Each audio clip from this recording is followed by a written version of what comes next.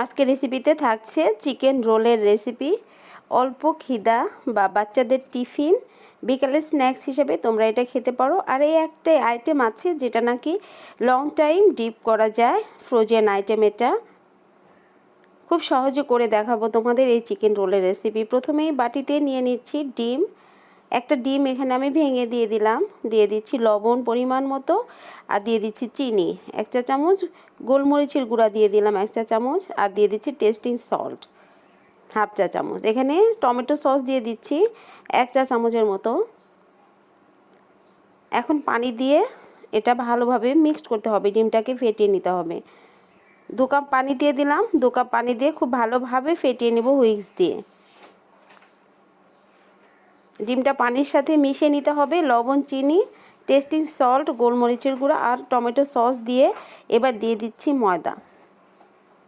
আর এই রোলটা কিন্তু ময়দা দিয়েই করতে হবে, আটা দিয়ে কিন্তু করা যাবে না। 2 কাপ ময়দা আর 1/2 কাপ এখানে কর্নফ্লাওয়ার দিয়ে দিলাম। দিয়ে খুব ভালোভাবে মিশিয়ে নিতে হবে। প্রয়োজনে আবারও পানি দিয়ে দেব আমি। পানি লাগবে, আবারও 1 কাপ পানি দিয়ে দিলাম। ঘনত্বটা কিন্তু তোমরা দেখেই বুঝবে, খুব বেশি পাতলা হবে না আবার ঘন হবে না। এই তো 3 কাপ পানি আমার লেগেছে। 2 কাপ ময়দা আর 1/2 কাপ এখানে কর্নফ্লাওয়ার দিয়ে গুলে নিয়েছি। এখন ওটা রেস্টিং টাইমে রেখে দিলাম 10 মিনিটের জন্য। আর এখানে পুরটা রেডি করে নিচ্ছি। প্রথমে সয়াবিন তেল দিয়ে পেঁয়াজ দিয়ে দিলাম। এখানে 2 কাপ পেঁয়াজ কুচি করে রেখেছি, সেটা দিয়ে কাঁচামরিচের কুচি দিয়ে দিলাম। দিয়ে একটু হালকাভাবে ভেজে নেব। সামান্য লবণ দিয়ে দিলাম। লবণ দিয়ে এবার দিয়ে দিচ্ছি আদা বাটা, রসুন বাটা 1 চামচ করে। এগুলো তোমরা পরিমাণ মতো দিয়ে দেবে। দিয়ে একটু ভেজে নিচ্ছি পেঁয়াজের সাথে। সামান্য একটু চিনি দিয়ে দিলাম। দিয়ে দিচ্ছি ভাজা জিরার গুঁড়া। দিয়ে দেখো আবারও একটু ভালোভাবে মিক্সড করে নিচ্ছি পেঁয়াজ। দিয়ে দিচ্ছি শুকনো মরিচের গুঁড়া। এটা যে যেমন ঝাল খাও সেই অনুযায়ী দিয়ে দিতে পারো।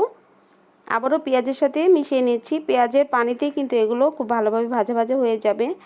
এখানে চিকেন আমি সিদ্ধ করে রেখেছিলাম, আদা রসুন আর তোমার লবণ দিয়ে সিদ্ধ করে নিয়েছিলাম, সেটাই দিয়ে দিলাম। আর যে স্টকটা রয়ে গিয়েছিল ওটা দিয়ে দিলাম। দিয়ে দিলাম 1 চা চামচ গোলমরিচের গুঁড়া এখানে দিয়ে আবারও খুব ভালোভাবে মিশিয়ে নিচ্ছি পেঁয়াজের সাথে।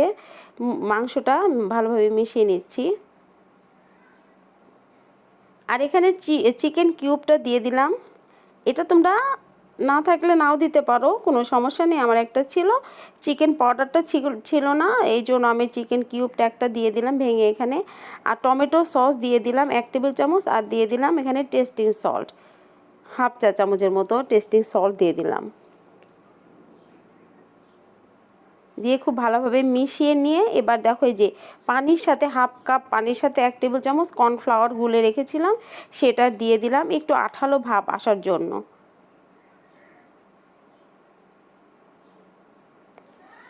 1 চা চামচ গরম মশলার গুঁড়ো দিয়ে দিলাম লাস্টের দিকে। দিয়ে আবারও খুব ভালোভাবে মিশিয়ে নিতে হবে। দেখো এই যে কর্নফ্লাওয়ার দেওয়ার জন্য কিন্তু অনেকটা একদম আঠালো ভাব হয়েছে। এরকম হলে রোলের মধ্যে স্টাফিংটা দিলে খুব ভালো হয়। আর দেখো এই যে গুলে যে রেখেছিলাম, এই যে শীটের জন্য রোলের শীট তৈরি করব, যে বেটার করে রেখেছিলাম সেটা ভালোভাবে নেড়ে এবার দেখো এই যে ভেজে নেব।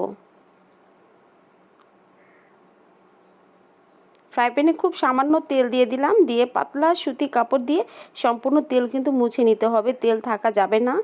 আর এরকমভাবে 1 চামচ করে বেটার দিয়ে খুব পাতলা করে শীট বানিয়ে নিতে হবে। যখন তোমরা এই রোলটাকে ফ্রোজেন করবে তখন কিন্তু এক পাশে ভাজবে না, উল্টিয়ে দুপাশে ভেজে নেবে, তাহলে অনেক দিন ফ্রিজে থাকবে। আমি 2 পাশেই ভেজে নিচ্ছি। এইভাবে দেখো এই যে সবগুলোই আমি ভেজে নেব। এক পাশে ভাজবে না, 2 পাশে ভাজলে কিন্তু ডিপ করতে ভালো হয়। এই যে সবগুলো ভেজে নিয়েছি। দেখো এই যে কতটা সুন্দর হয়েছে, একদম রাবারি হয়েছে। আমি যে কর্নফ্লাওয়ার দিয়েছিলাম এই জন্য এতটা সুন্দর হয়েছে শীটগুলো। এখন দেখো এই যে পুরটা দিয়ে কিভাবে ভাজ করব এটা। লম্বা করে দিয়ে এই সামান্য একটু কিন্তু বেটার মানে বেঁচে গিয়েছিল, ওটা দিয়েই আমি এই যে আটকিয়ে দিচ্ছি এখানে। এই যে দুই পাশ থেকে আগে উঠিয়ে নেবে, স্টাফিং যেন বের না হয়। তারপরে যে উঠিয়ে যে দেখেই বুঝতে পারছো কীরকমভাবে বানাচ্ছি। সবগুলো শিট বানিয়ে নিয়ে তারপরে যে রোলগুলো বানাতে শুরু করবে, তাহলে খুব তাড়াতাড়ি হয়। এখানে ব্রেড কাম নিয়েছি আমি, আর যে সামান্য ময়দা দিয়ে প্রথমে রোলগুলোকে গড়িয়ে নেব। এতে করে হবে কি, রোলগুলো ভাজলে একদম ক্রিস্পি হবে। এটা খুব ভালো কোটিং হিসাবে কাজ করে ময়দাটা। অবশ্যই তোমরা এভাবে করার চেষ্টা করবে। শুকনো ময়দা আগে গড়িয়ে নেবে, গড়িয়ে নিয়ে তারপর ওই যে রোল বানিয়ে যে বেটার বেঁচেছিল ওটার মধ্যেই কিন্তু আমি চুবিয়ে নেব এক্সট্রা করে। আর এখানে ডিম টিম কিচ্ছু দিব না। এতে দেখো এই যে একটু ময়দার গোলাটা আমি রেখে দিয়েছিলাম, সবটুকু দিয়ে কিন্তু রোলের শিট ভাজিনি, ওই বাঁচা গোলাটা দিয়েই এখন আমি এই যে দেখো ভালোভাবে ভিজিয়ে ব্রেড কামে কোট করে নিচ্ছি।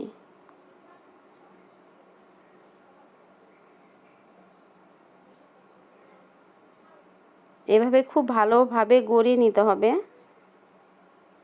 কোথাও যেন ফাঁকা না থাকে। এই যে দেখো সবগুলোই আমি এভাবে গড়িয়ে নিয়েছি, নিয়ে এইভাবে ছড়িয়ে প্লেটের মধ্যে ছড়িয়ে তোমরা ডিপ করে নেবে আগে, তারপর একটা পলি ব্যাগে বা একটা বক্সে ভরে রেখে দেবে। 6 মাস পর্যন্ত ভালো থাকবে, কিচ্ছু হবে না। শুধু ভাজার 5 মিনিট আগে বের করে গরম তেলে দিয়ে দেবে, ব্যাস। বাচ্চাদের টিফিনে কিন্তু খুব ভালো খাবে, বাচ্চারা এটা পছন্দ করবে। আর ভীষণ টেস্টি হয় কিন্তু এই চিকেন রোলটা। এটা তোমার ভেজিটেবল দিয়েও কিন্তু করে ফ্রিজ করতে পারো, ডিপ করতে পারো আর কি। চিকেন, বিফ, চিংড়ি মাছ বা ভেজিটেবল সব কিছু দিয়ে কিন্তু করা যায়। শুধু এই যে শীটটা যে করলাম এটা পারফেক্ট, রেসিপিটা মনে রাখতে হবে, তাহলেই হবে। এই যে ব্রাউন করে ভেজে নিলাম, খেতে কিন্তু ভীষণ টেস্টি হয় এটা। খুবই সহজ কিন্তু রেসিপিটা, খুব সহজভাবে দেখালাম তোমাদের রেসিপিটা। আশা করছি তোমাদের ভালো লাগবে অনেক। একবার হলো বানিয়ে খেয়ে দেখো, একদিন একটু বেশি করে বানিয়ে কিন্তু তোমরা এটা ডিপ করতে পারো। একদম 6 মাস পর্যন্ত ভালো থাকবে ডিপ ফ্রিজে, কোনো মানে নষ্ট হবে না, ভিতরে গন্ধ হবে না, কিচ্ছু হবে না। দেখো এই যে ভিতরে টাফিংটা দেখো কত সুন্দর, এই যে কর্নফ্লাওয়ার দিয়েছিলাম বলে এরকম সুন্দরভাবে আট হয়ে আছে। আশা করছি তোমাদের রেসিপিটা অনেক ভালো লেগেছে। ভালো লাগলে লাইক, কমেন্ট, শেয়ার করো।